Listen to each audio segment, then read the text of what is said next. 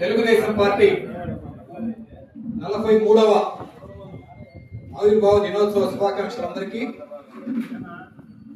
స్వర్గీయ నందమూరి తారక రామారావు గారు 1982 మార్చి 29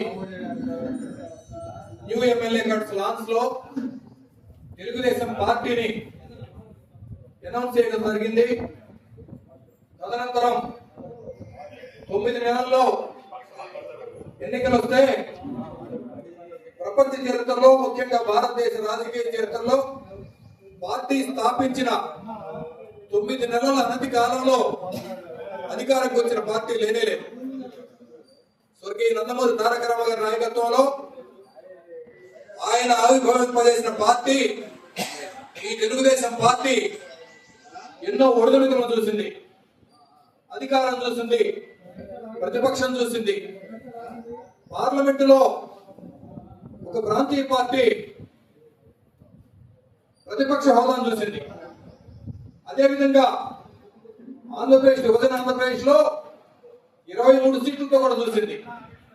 మళ్ళీ ఈరోజు రాజకీయ చరిత్రలో, భారత రాజకీయ చిత్రపటంలో ఇన్ని ఓట్లతోటి ప్రతిపక్షానికి ప్రతిపక్ష హోదా లేకుండా చేసింది. ఇది తెలుగుదేశం పార్టీ ఘన చరిత్ర. ఎన్టీ రామారావు గారు స్థాపించిన తెలుగుదేశం పార్టీ ముహూర్తం లాంటిది.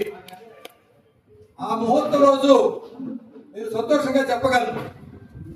అదే న్యూ ఎమ్మెల్యే క్వార్టర్స్ లో నేను మళ్ళీ మా ఊరు చంద్రమూలి మురళీధరరావు అని సొసైటీ ప్రెసిడెంట్ చనిపోయారు, ఈ రోజు లేరు.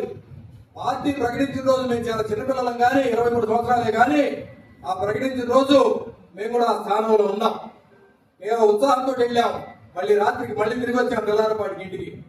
అట్లాంటిది చాలా మంది ఉండొచ్చు మనవాళ్ళు కూడా.